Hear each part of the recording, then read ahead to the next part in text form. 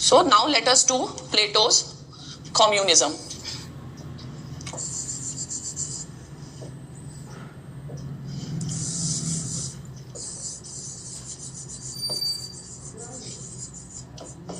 Fine. And as I told you that when you will do communism, try that there is a possibility of 2 questions. The first question is, you will have to understand communism as a supplementary mechanism, and comparison between Plato's communism and modern communism. Fine. So I have seen, even after explaining, students keep on asking why it is a supplementary mechanism. So I thought in the beginning itself, before telling what is communism, I will tell what is a supplementary mechanism. Okay? Supplementary. What is supplementary? Supplementary means additional. And to understand this question, I want all of you please pay attention to the lecture at each point of time. Okay? So, supplementary mechanism. I hope you understand supplement. So, supplementary, how do you understand supplementary? One is main. One thing is main. Now, along with main, you can have supplementary, a sort of additional. Because there was a previous year question also, and even after explaining, the students keep on asking, so I want that you should be clear in the beginning itself. What is supplementary? Supplementary means additional to the mains. Fine. So what are we going to do? We are going to do communism. Where is communism Plato discussing? Plato is discussing his communism in his theory of ideal state. Okay. Now when Plato is discussing communism in his theory of ideal state, means in his ideal state, the 2 institutions are very important to create the ideal state. Fine. So what is an ideal state? The state ruled by the philosopher king. But what are the 2 institutions to create ideal state? The 2 institutions are the education system and second is communism. Fine. But to create the ideal state, the main institution will be education, and the extra, the supplementary and the additional institution will be the institution of communism. Fine. So first of all, try to be very clear about it, and in the beginning write this note. Write Plato's, write in your copies, Plato's ideal state. Plato's ideal state. Fine. Now ideal means just a state. Plato's ideal state, and ideal means just a state. Fine. Now, which state is just? Which state is just? Where each person is properly fitted.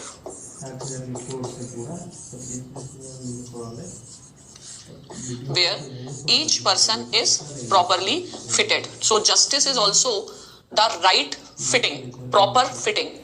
So each person is properly fitted according to the spiritual qualities of soul. So this means in ideal state,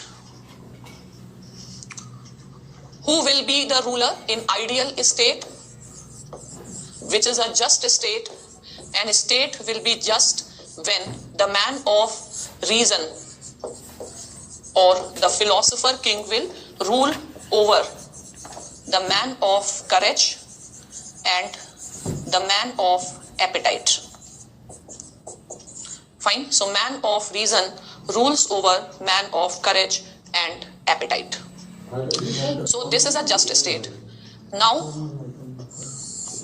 what are the mechanisms? What are the mechanisms to find out who has which quality, or what are the mechanisms to establish the just state? What will be the major method? What will be the major mechanism? What will be the major means, or what will be the major institution to create the just state? Fine. So the major institution will be, or you can say main method, main institution will be the education system, and the secondary will be, the main will be the education system. Fine. So the supplementary mechanism, supplementary means which is not main. What is main? Education system. So supplementary mechanism will be communism. So we have already done the main mechanism, education system. So now we are going to do which mechanism? Supplementary mechanism. Okay. So in your copies, now let us start Plato's communism. Yeah, Plato's theory of communism.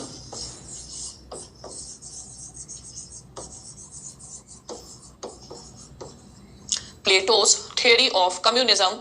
So first of all, you write, what is communism? What is communism?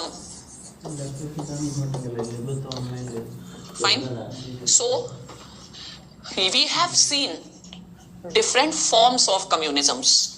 We have seen a communist state of former USSR. We have seen the communist state of North Korea. We have seen the communist state of Cuba, the communist state of China. Fine. So what is communism? So you see the application of his theory of knowledge. So we have seen the communist state of North Korea, the communist state of former USSR, the communist state of People's Republic of China and Cuba. So in this world, nothing is perfect. It is all change.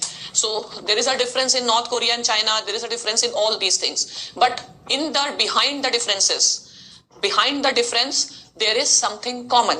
Now what is the common thing? The idea of communism. So they may differ in their appearances, but what is common? The common is the idea of communism. The common is the soul of communism, the idea of communism. So right now, how to define communism? Apply Socrates' theory of knowledge. So you can define communism on the basis of the characteristic features found in the state of China or North Korea or Cuba. But you will find then there is a lot of difference. And since there is a lot of difference, you will also find it so confusing. So instead of understanding the worldly forms of communism, which are manifested in the worldly states, the physical states, we should focus on understanding the idea of communism. So instead of looking at 10,000 beautiful people, let us understand the idea of beauty. Similarly, instead of looking at varieties of the communist state and we will be puzzled to understand what is communism, let us understand the idea of communism. Okay, so what is communism?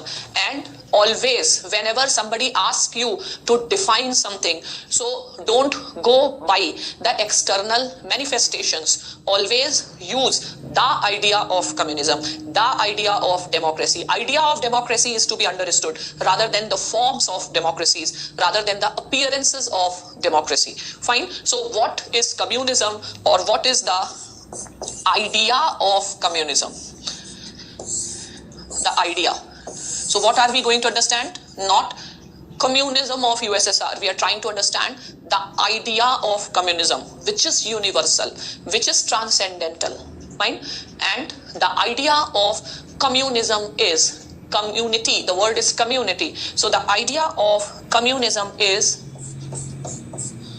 common ownership, or you can say community ownership. Community or common ownership, or it can be a common ownership of anything. Fine. Like Gandhi's communism was cooperatives. Fine. So the idea of communism is common ownership. So if somebody asks what is communism, in one word you define communism as common ownership. Okay. Next, always try to go for comparison.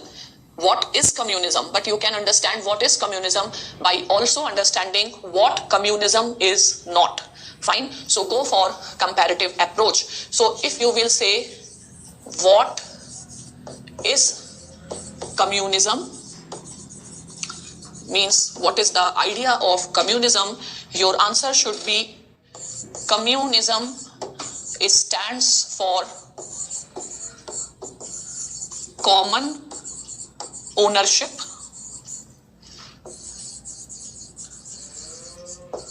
against private ownership. Against private ownership. Fine. So the idea of communism is common ownership rather than private ownership, or you can say community ownership rather than individual ownership. Okay. Now write this question. Write this question. Write Plato proposed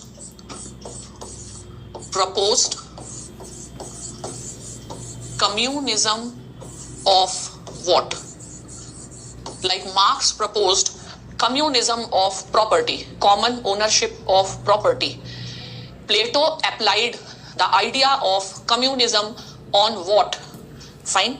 So in your answer, write Plato proposed the communism of two things. So Plato proposed the communism of two things. First, right, communism of property.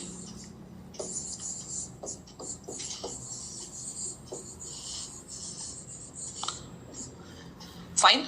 So communism of property means no private property or common ownership of property.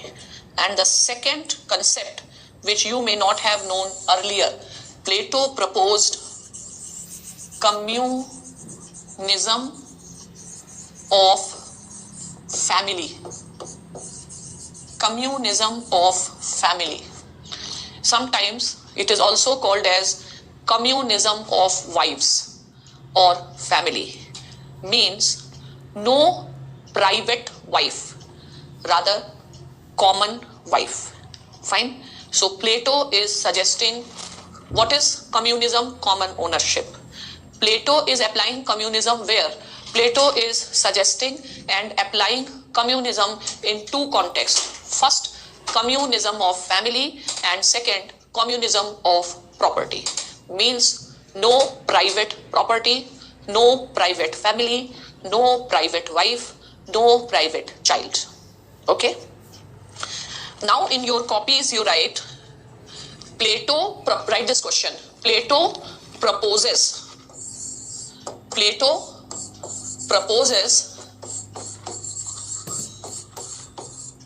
communism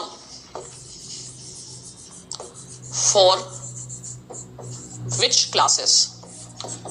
Plato proposes communism for which classes? Fine. So Plato proposes the communism of property and communism of family for which classes? So write, in Plato's ideal state, there are three classes. In Plato's ideal state, there are three classes. Okay. So in Plato's ideal state, there are three classes. Fine. First is the ruling class, the rulers. Second are the soldiers. And the third are the producers. Rulers and the soldiers together they form the governing class, or together they form the guardian class. Guardian class. Fine. And the soldiers are called as auxiliaries. Means attached to that. Fine. Auxiliaries. So here you write. So my question was, Plato proposes communism for which classes? Fine. So you write the answer. Plato proposes communism only for two classes. Plato proposes communism only for two classes. Fine. What are these two classes? The rulers and the soldiers. Rulers and the soldiers. Fine. So write, thus Plato does not propose the communism for, Plato does not propose communism for propertied class. Plato does not propose communism for the propertied class. Is this point clear? He doesn't produce. So, right, hence Plato's communism. Hence, Plato's communism is only for the guardian class. Fine? Right. Plato's communism is only for the guardian class. And which class is a guardian class? The ruling class is the rulers and the soldiers. Fine. If you have confusion, you can write very clearly. Plato does not propose communism for the producer class. What does it mean? It means, write it down. Right. What does it mean? Right. It means in Plato's ideal state.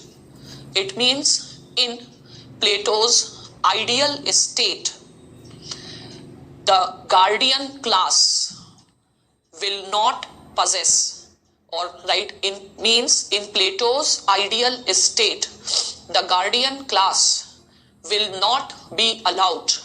The guardian class will not be allowed to keep private property or private family. So what is Plato's communism? In Plato's communism, the guardian class is not allowed to own the private property or private family. Fine. Whereas there is no communism for the producer class. It means there is no communism for the producer class. It means they can keep private family as well as private property. There is no communism for the producer class, so they can keep the private family and private property.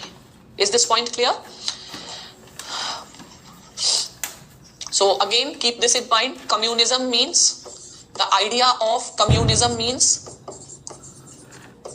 no private ownership. It can be of anything. Fine. So Plato proposes communism of two things: no private property and no private family. But this is only for the guardian class, the ruling class and the soldier class, whereas the producer class will be allowed to have the private property as well as family. Okay. Now write, why Plato proposes communism for the guardian class. Why Plato proposes communism for the guardian class? Write the answer. Right. To prevent corruption. To prevent corruption. Fine. Plato proposes communism to check the corruption. Fine. So corruption is when you are in power, you get a capacity to earn the money by unfair means. When you are in power, you are in a position to favor the members of your family. So what exactly Plato is doing? So Plato is proposing that the guardian class, which includes the philosopher and the soldiers, will not be allowed to keep the private property or family. Fine. Why? Because he wants to check corruption. Okay. So when a person is in power, so what was the problem? If you connect the dots, what was the problem in Athens? The problem in Athens was that Athens was not one city, it was two cities. The city of rich and the city of poor. Fine. And the masses were poor, where the rulers were rich. And how they became rich? By misusing their position. So the basic problem was that the rulers in Athens were corrupt. Fine. And why a person is corrupt? Because they were ignorant. Fine. And because they were ignorant, they were running after money and power. And because of that, there was corruption. Okay. So what is Plato's method to deal with corruption? Okay. So why Plato proposes communism for the guardian class? So answer is to prevent the corruption. Fine. To prevent corruption. Write it down. According to Plato, Athens was not one city. According to Plato, Athens was not one city, rather two cities. Rather two cities, comma, the city of rich and the city of poor. Fine. So Athens was not one city but two cities, the city of rich and the city of poor. Fine. Again you write who were rich. Right. Who were rich? The ruling class were rich, whereas the masses were poor. Fine. Now write why ruling class was rich. Right. They were doing corruption. They were doing corruption. Fine. Doing corruption means they were misusing their power and authority. Now you write what is the solution? What is the solution proposed by Plato to address the corruption? If this is the question, what is the solution proposed by Plato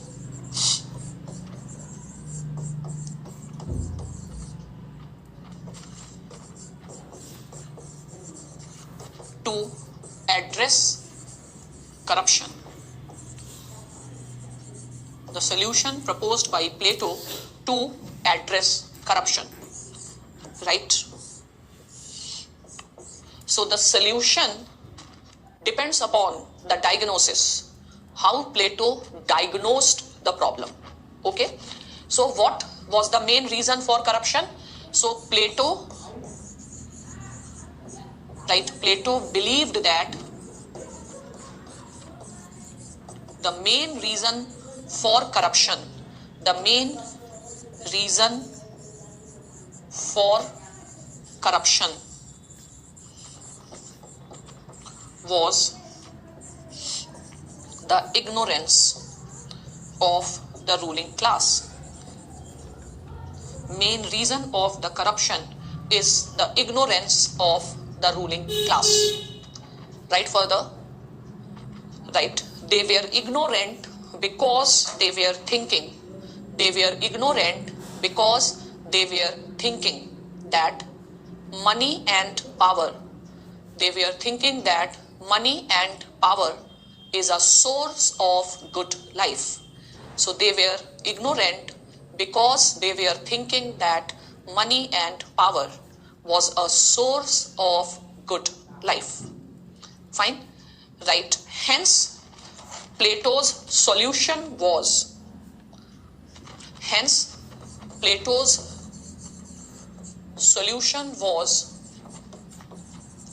what was Plato's solution? Right. To provide true knowledge. To provide true knowledge. And what the sophists were doing?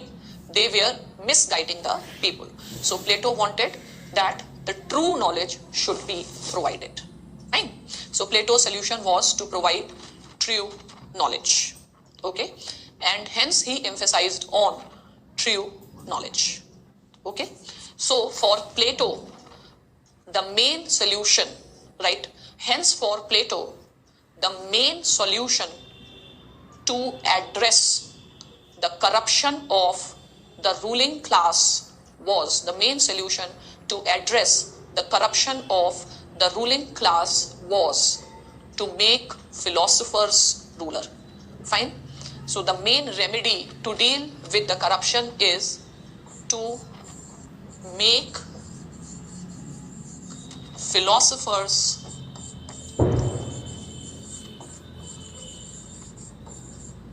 rulers. To make philosophers rulers. Okay?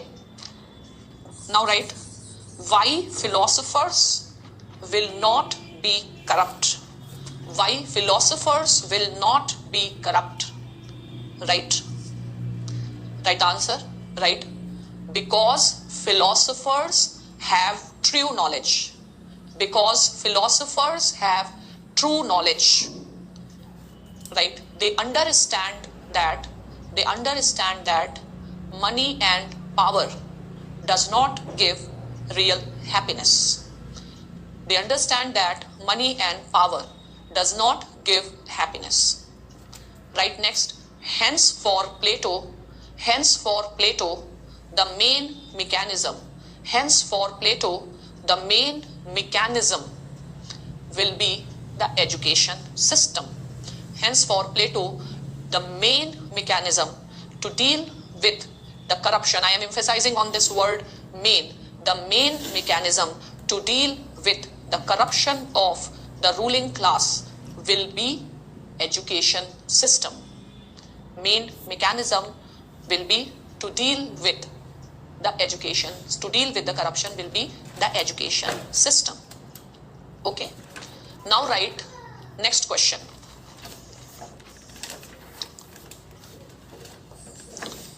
Right, when philosophers are the rulers and philosophers, right, and the philosophers are men of reason,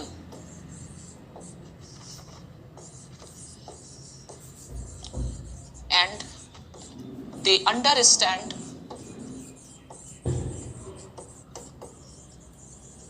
money and power cannot give true happiness,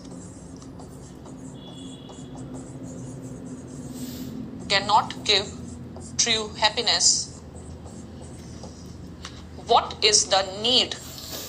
Right? Now pay attention. What is the need to provide communism? What is the need to provide communism for the ruling class? What was the need to provide communism for the ruling class. So I explain it Hindi. The main question है कि अगर philosopher knowledgeable person है, उन्हें पता है क्या सही है क्या गलत है, और उनको कोई प्रॉपर्टी या वर्ल्डली प्लेजर्स के लिए कोई लस्ट नहीं है, तो फिर कम्युनिज्म प्रपोज करने की जरूरत क्या है? भाई फिलोसोफर्स तो वैसे ही करप्ट नहीं है, क्योंकि उनके अंदर क्या चीज है? नॉलेज. तो अब ये क्वेश्चन है. Fine. So again I am repeating it. The main question is, when philosophers already have a knowledge, they have no lust for property, why is he proposing communism? Okay, so in your answers you write, Plato is proposing communism as a supplementary mechanism. Plato is proposing communism as a supplementary mechanism to the education system, which is main mechanism. To the education system, which is main mechanism. Okay? Excuse me. So Plato is proposing communism as a supplementary mechanism, and you will have to understand why. Okay? Now, understand that philosophers are man of reason. ठीक है? First you understand and then you write. Philosophers are men of reason. Fine? Pay attention to this word. Philosophers are men of reason means, after all, philosophers are human beings, comma, they are not gods. After all, philosophers are human beings, they are not gods. Okay? And because they are human beings, भाई भगवान ही गलत नहीं हो सकता है, humans तो गलत हो सकते हैं ना. What is said? To err is human. So after all, philosophers are not gods, they are humans. Fine? And human beings, regarding human beings it is said, to err is human. It is natural that a human being can do mistakes. No human being can be perfectly correct. Only God can be perfect. Fine? So philosophers are near to perfection, but they are not perfect. Fine? So understand this point. After all, philosophers are humans. They are not God. Fine? And humans can commit mistake. Fine? So write. Again write. Write. After all, philosophers are humans. Fine. Next write, in every human being there are three elements. There are three elements in the soul: reason, courage, appetite.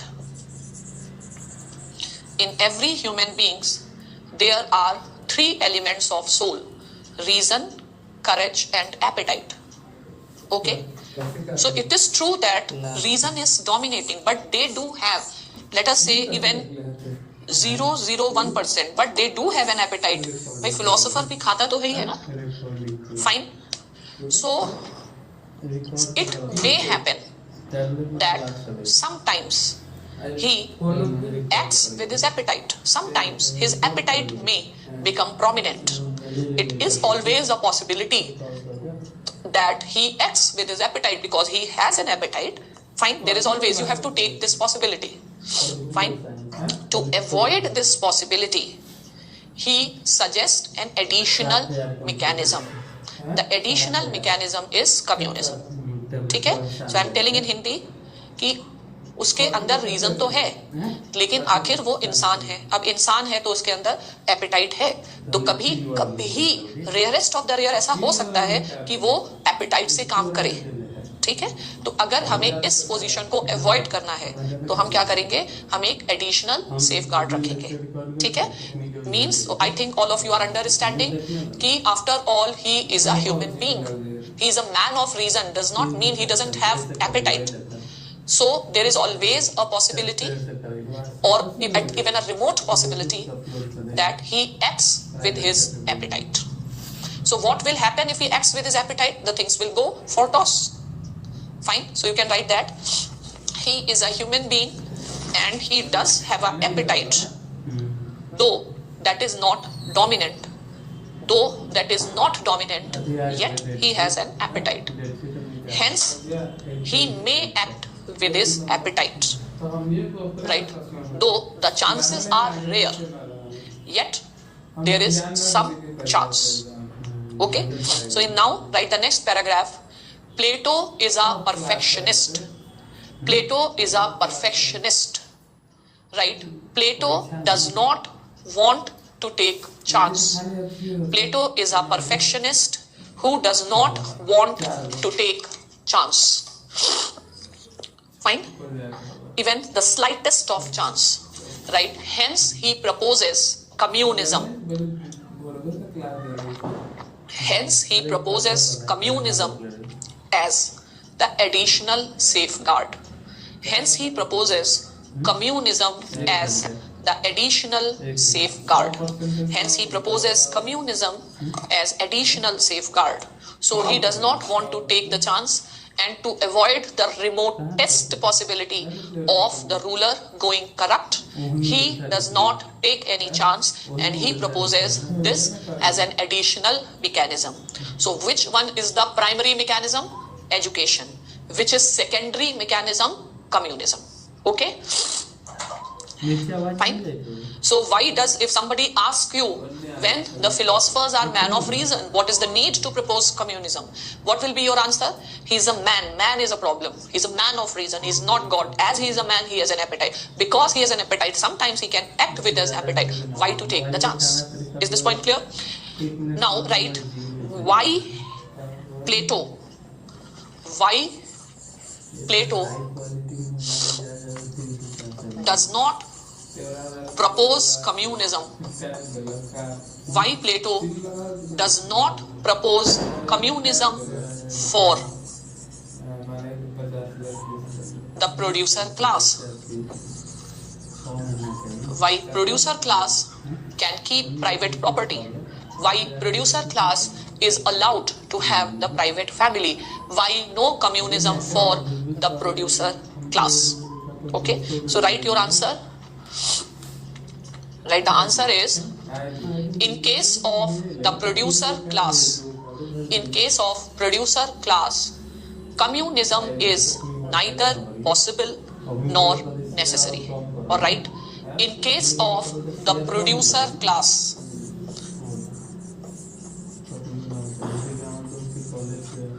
communism is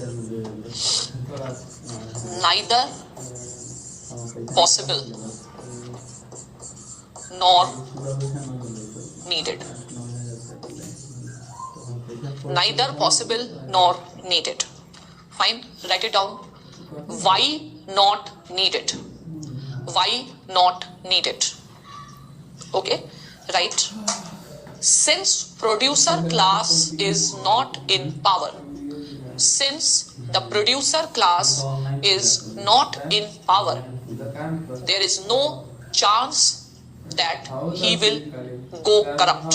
Since producer class is not in power, there is no possibility of the producer class becoming corrupt.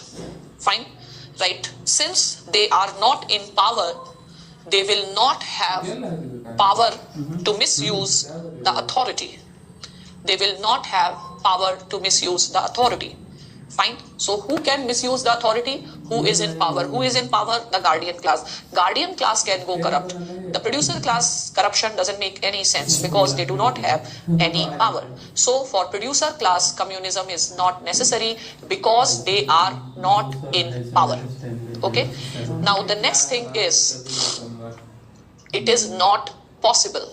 It is not possible for the producer class because, right, in producer class, appetite dominates. In producer class, appetite dominates.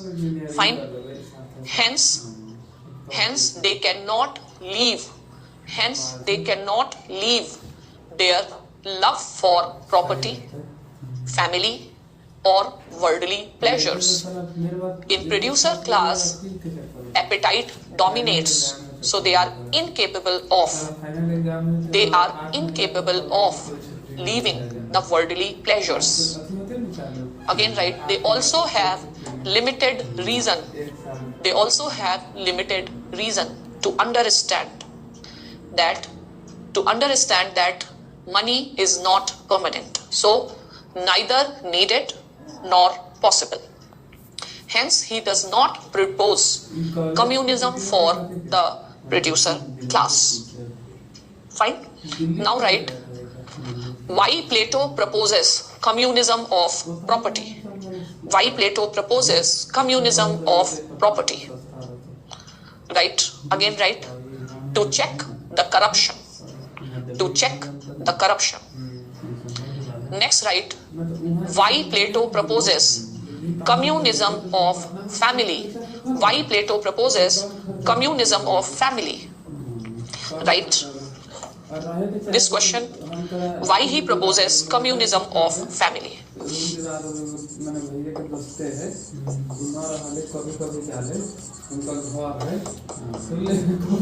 Right. According to Plato, family is a bigger evil. Family is a bigger evil. Why? Family is a bigger evil than property. Why? Right. Right. It is for family. It is for family that man tries to earn. It is for family that man tries to earn property by unfair means.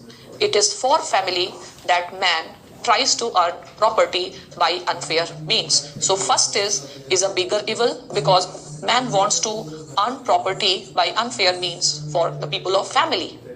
The second thing is family breeds nepotism. Family breeds nepotism. Nepotism in Hindi is bhai bhatija vaad. Family breeds nepotism. Means the ruling class giving benefits to the members of his family. So nepotism is also a corruption. Nepotism is also a corruption. Fine. So he wants to create a perfect state and wants to eliminate all possible chances of corruption. Fine. So who is an ideal ruler for Plato? One who is a man of knowledge. Second, who does not have family and who has no craze for property. So India's two main prime ministerial candidates, Rahul Gandhi and Modi, both do not have family in the sense, their own family. As per Prime Minister Modi, he has no craze for property and he has shown that his bank account only has thousands of rupees. I don't know about Rahul Gandhi. Man of knowledge, who is a man of knowledge and all, you decide. Fine. So one of the tragedy in India is that across the parties, the politicians in India cannot be considered as the man of knowledge. They believe that power is everything. Okay, so I won't say anything much, but who is an ideal ruler, who doesn't have a family, who can sacrifice his, who according to Plato, the ideal ruler is a symbol of knowledge and spirit of sacrifice, who can sacrifice his worldly pleasures for his duty towards the state. So the ideal ruler is a person who is giving utmost importance to his duty as the ruler. So I hope you have understood Plato's communism. Tomorrow we will discuss, or in the next class, we will discuss also about communism. What is this communism of family in more detail, and then we will compare with Marx. Till then, thank you.